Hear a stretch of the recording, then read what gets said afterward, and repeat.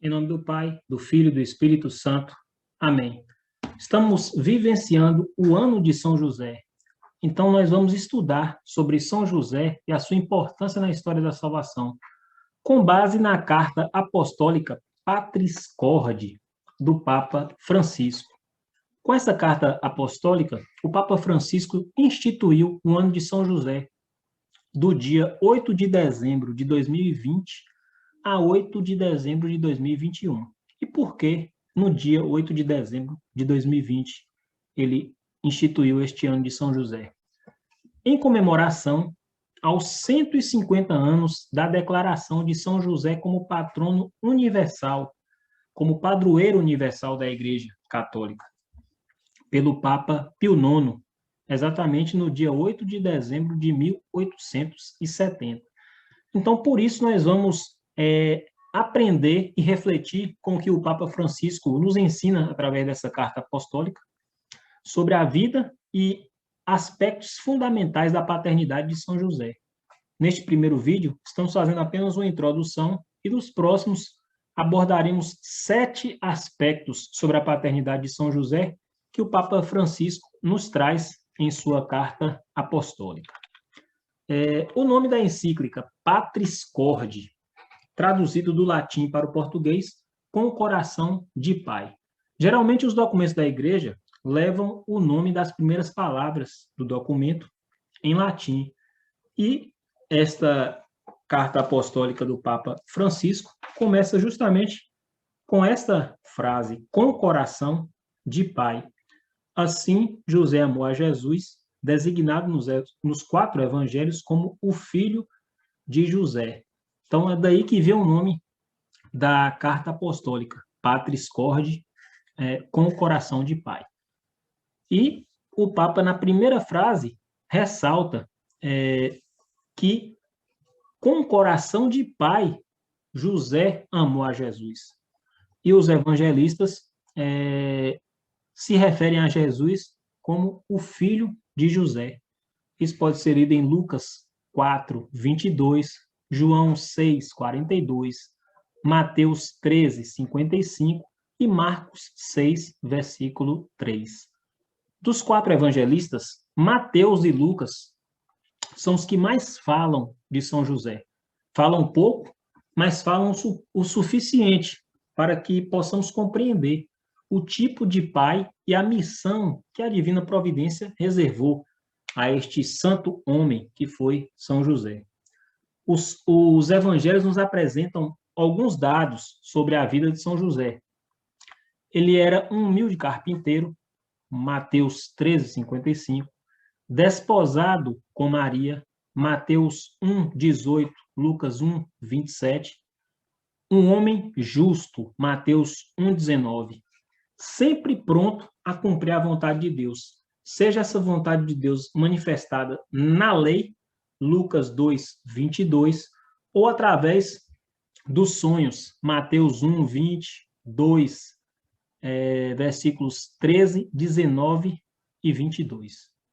São José teve a graça de ver o nascimento de Jesus no estábulo ou no presépio, porque não havia lugar para eles, Lucas 2, versículo 7. Após uma longa e cansativa viagem que eles fizeram de Nazaré a Belém, ele teve essa graça de estar presente no nascimento do Salvador. Foi também testemunha da adoração dos pastores, Lucas 2, de 8 a 20, e dos magos, Mateus 2, de 1 a 12. No caso, os pastores, numa leitura espiritual do texto, os pastores representam o povo de Israel e os magos representam os povos pagãos. São José teve a coragem de assumir a paternidade legal de Jesus e lhe deu o nome que o anjo lhe revelara. Dar-lhe-ás o nome de Jesus, porque ele salvará o povo dos seus pecados. Mateus 1, 21. Entre os povos antigos, esse ato de nomear, de dar nome a uma pessoa ou coisa, significava um título de pertença, assim como nos relata o Gênesis, quando Adão nomeou todos os animais, né? Gênesis 2, de 19 a 20. São José também estava presente na apresentação de Jesus no templo, juntamente com Maria, 40 dias após o nascimento da criança, e ouviu, certamente surpreso, a profecia de Simeão sobre Jesus e Maria, em Lucas 2, 22 a 35. A profecia que dizia que Jesus seria causa de queda e soerguimento para muitos, seria um sinal de contradição, e uma espada transpassaria a alma de Maria. São José também residiu como forasteiro no Egito para defender Jesus de Herodes, Mateus 2, de 13 a 18.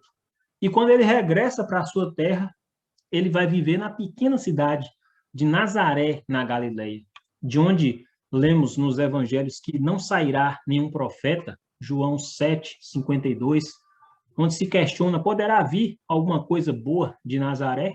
João 1, 46. E Nazaré ficava longe de Belém, a cidade natal de José, e longe também de Jerusalém, onde estava ali o templo, né, o centro da religião judaica. Foi também durante uma peregrinação a Jerusalém, onde eles perdem Jesus, quando Jesus tinha por volta de 12 anos, e angustiados eles andam ali 3 dias à procura de Jesus, encontrando no templo, discutindo com os doutores da lei. Lucas 2, 41 a 50.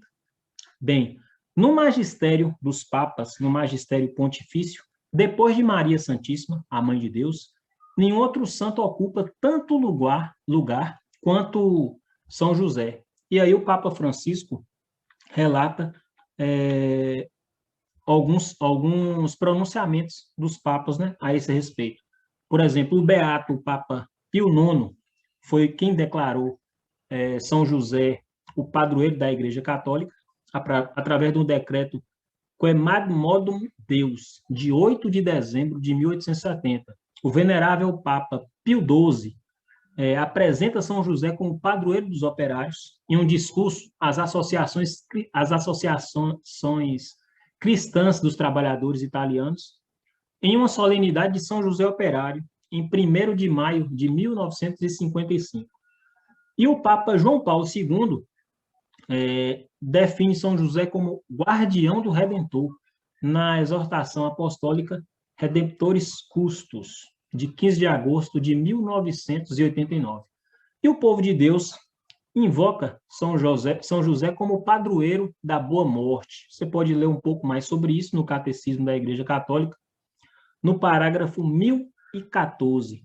Padroeiro da boa morte, porque, segundo a tradição, São José morreu ao lado de Jesus e de Maria, né? Jesus e Maria estavam ali ao seu lado no momento de sua morte. Então, por isso, ele é invocado como padroeiro da boa morte.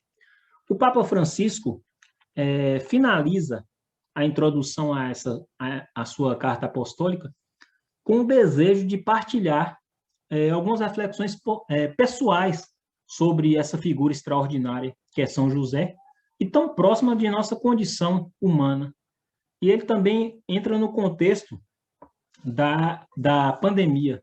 E ele diz, né, que as nossas vidas são tecidas e sustentadas por pessoas comuns, habitualmente esquecidas, que não aparecem nas manchetes dos jornais e das revistas, não estão nos holofotes, né? Aí ele cita os médicos, enfermeiros, enfermeiras, trabalhadores do supermercado, pessoal de limpeza, curadores, transportadores, forças policiais, voluntários, sacerdotes, religiosos e muitos, mas muitos outros que compreenderam que ninguém se salva sozinho.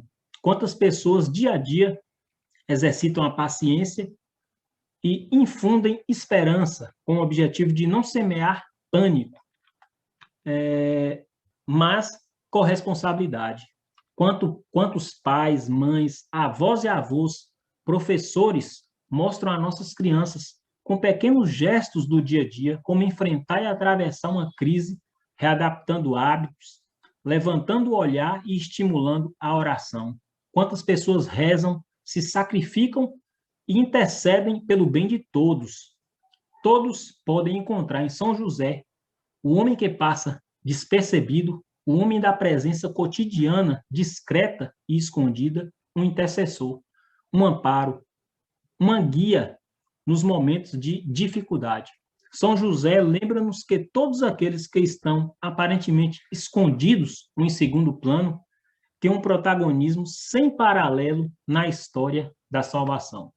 E aí eu me lembro de uma frase muito repetida por um amigo, Vasconcelos, uma frase do Papa Bento XVI, onde ele diz: há santos que só Deus sabe o nome. São essas pessoas que passam escondidas, mas que vivem o evangelho plenamente e realiza a vontade de Deus com a sua vida, né? Assim como São José passa desapercebido. São pouco o que se diz sobre São José nos evangelhos, mas ele estava ali presente, protegendo Jesus, assumindo a paternidade legal de Jesus, sendo esse pai adotivo de Jesus, educando Jesus ali no início da sua vida. Então, ele tem esse protagonismo na história da salvação. E assim nós terminamos essa introdução e nos próximos vídeos começaremos a ressaltar alguns aspectos da paternidade de São José que nos são trazidos pelo Papa Francisco na sua carta apostólica Patris Cordis. Até lá, se Deus quiser. São José, valei-nos.